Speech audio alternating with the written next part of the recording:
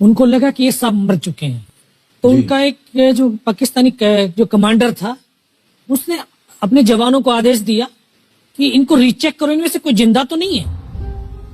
तो उनके पाकिस्तान के 2 सैनिक आए, आकर के हमारे जवानों के शरीर के अंदर गोलियां दागने लगे। तो मैं बेहोश था, लेकिन इतना बेहोश नहीं था कि उनको सुन ना सकूं या देख ना सकूं। तो जब मेरे सामने वाले साथी को जो सीने में आकर 4-4, 5-5 जो राउंड के ब्रस्ट मारे, डेड बॉडी ऐसे उछलती थी ऊपर की तरफ, सामने वाले को मारा, बगल वाले को मारा, मैं भी इस तरह से ऐसे पड़ा हुआ था। उसने फर्स्ट में यहाँ पर ब्रस्ट मारा, फिर मेरे पैर में 2 जगह पे मारा। उसको मैं देख रहा हूँ कि धुआं निकल रहा है, लेकिन उस गोले की पीड़ा को चुपचाप पड़ा सहता रहा और उनको यकीन हो गया कि इनमें से कोई जिंदा नहीं। फिर बहुत गालियां दी, बूट की ठोकरें मारी।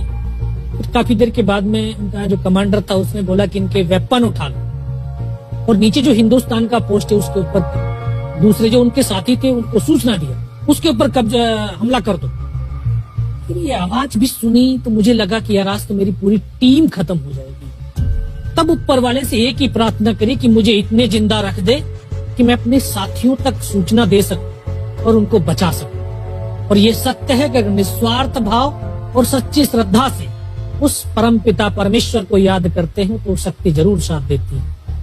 दोबारा से उसके साथी आए, पाकिस्तान के सैनिक आए और हमारे जवानों के शरीर के अंदर गोलियां दागने लगे। उन्होंने फिर उसी रोटेशन से गोली मारी, फिर भी मेरी बाजू में, पैर में गोली मारी। और तब तक एक विश्वास भी मैंने पैदा कर लिया था कि अगर इसने सर और सीने में गोली नहीं मारी, चाहे मेरा हाथ पैर दोनों ही काट करके ले जाए, मैं उफ तक नहीं करूंगा और मैं जिंदा रहूंगा।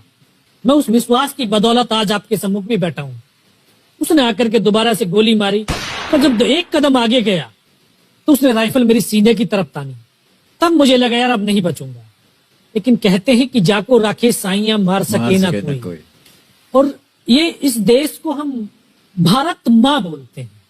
जब तो बच्चे थे एहसास नहीं था, आज पता चलता है इसको माँ क्यों बोलते हैं, क्योंकि ये भारत माँ जैसा दायित्व और कर्तव्य का निर्वाह भी करती है। ये अपने बेटों की वीरता, शौर्य और पराक्रम को कभी दफन नहीं होने देती है। वाह क्या बात। तो शायद इस माँ भारती ने मुझे चुना होगा कि उसके बेटों ने जो शौर्य, वीरता और पराक्रम दिखाया उसको दुनिया तक पहुंचा सकूं। जब उसने गोली चलाई तो यहाँ पर पर्स में 5-5 रुपए के कुछ सिक्के भी थे। जब गोली जाकर के सिक्कों पे टकराई तो मुझे भी आभास हुआ कि तो मर गया। पाकिस्तान का दूसरा सैनिक आया, उसने आकर के मेरा AK-47 उठाया और वापस मुड़ा तो उसका पैर मेरे पैर से टकराया हो। तब मुझे लगा कि यार मैं तो जिंदा हूं। तब मेरे पास एक हैंड ग्रेनेड था, मैंने उसको पिन निकाली और उसको ऊपर ऐसे फेंका तो कोट के अंदर हुड लगे हुए, हुड के अंदर वो गिरा जी। उसने तुरंत पीछे की तरफ मुड़ के देखा, पीछे तो कोई मूवमेंट था नहीं। तो जब तक वो ग्रेनेड को निकाल पाता ग्रेनेड फट गया, यहाँ से उसका पूरा सर उड़ा और वो हमारे ऊपर आकर के गिरा। जो पाकिस्तान के दूसरे सैनिक थे उनमें खलबली मची कि इनमें से कुछ जिंदा है, कुछ बोले जिंदा नहीं, नीचे से रिइंफोर्समेंट आ गई है। तो उनमें खलबली मची। मेरा पास वही एक मौका था, मैंने दोनों हाथों से उसकी राइफल को उठाने की कोशिश करी। ये हाथ हिला नहीं, एक हाथ से राइफल उठाई, वहां से ब्रस्ट फायरिंग की है। 4-5 पाकिस्तानी सैनिकों को मौत की नींद सुला दी। फिर बाएं हाथ से पलटा खाया, दूसरे पत्थर से 3-4 जगह से फायरिंग किया। तो जो उनका मोमेंटम था, जो हौसले थे, परस्त हो चुके थे, वो भाग खड़े। 2-3 मीटर गया, जाके देखता हूँ सामने उनके लंगर चल रहे हैं, उनका लिविंग टेंट बना हुआ, उनके जो हैवी वेपन का डिप्लॉयमेंट था वो सब कुछ वहां पे लगा हुआ। उस समय जहन के अंदर एक ही पागलपन था, अपने साथियों को बचाना। फिर मैं वापस धीरे धीरे रेंगता हुआ अपने साथियों तक आया। फिर मुझे लगा कि इनमें से हो सकता है मेरी तरह कोई साथी होगा, जिंदा होगा। उनको देखा, किसी का सर फटा हुआ था, किसी के फेफड़े निकले हुए थे। बहुत देर बैठकर रोया भी, फिर अपने आप को संभाला। चारों तरफ बर्फ ही बर्फ, पहाड़ी पहाड़। ये भी पता नहीं कि हिंदुस्तान किधर है, पाकिस्तान किधर है। 2.5 साल की सर्विस, 19 साल की उम्र, न उम्र का तजुर्बा न सर्विस का अनुभव, जाऊं तो जाऊं कहां। तभी एक ऐसी शक्ति थी जो साथ दे रही थी। जब इसी शक्ति का आवाज हुआ, उसकी आवाज का आभास हुआ कि बेटा इस नाले से नीचे लुढ़क जा, मैं बहुत 500 मीटर लगभग नीचे रोल करता हुआ आया और अपने साथियों जो नहीं चढ़ पा रहे थे दुश्मन की भारी फायरिंग की वजह से, वहां तक पहुंचा। फिर उन्होंने मुझे पकड़ा, वो फर्स्ट एड दिया। फिर वहां से जो हमारे कमांडिंग ऑफिसर कर्नल कुशाचंद ठाकुर, फिर उनको सूचना दिया। तो ये लगभग 1:30-2 बजे का समय था।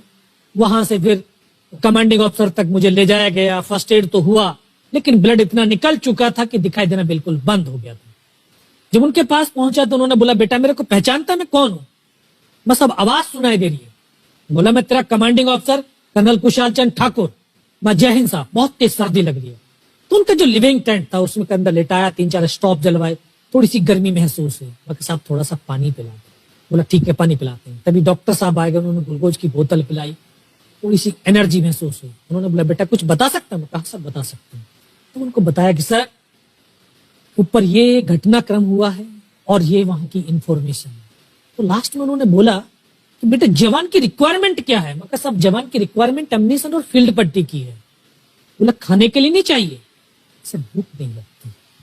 बस इतना कहते कहते तभी डॉक्टर ने कौन सा इंजेक्शन लगाया, फिर मुझे पता नहीं कहां पर। फिर होश आया 3 दिन बाद, देखा ऊपर पंखा चल रहा है।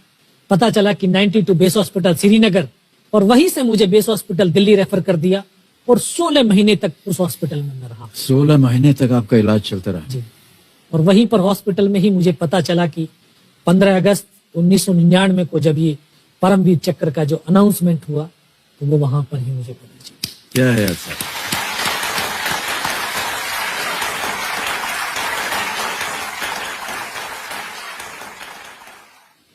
सर हमको यकीन नहीं होता कि कोई भी इंसान जब ऐसी परिस्थितियों से गुजरता है तो उसका बयान कैसे कर सकता है, लेकिन ये आपने अपनी बहादुरी का एक परचम जो है वो फैला दिया है।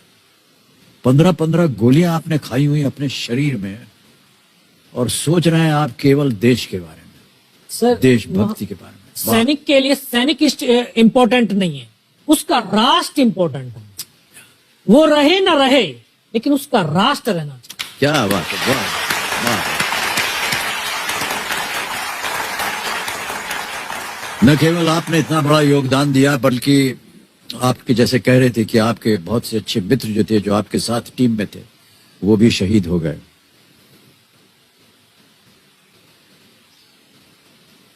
कठिन है सर बहुत इस चीज को दोहराना, इस चीज को आपके मुख से सुनना। अद्भुत है सर, अद्भुत है। बहुत बहुत शुभकामनाएं, बहुत बहुत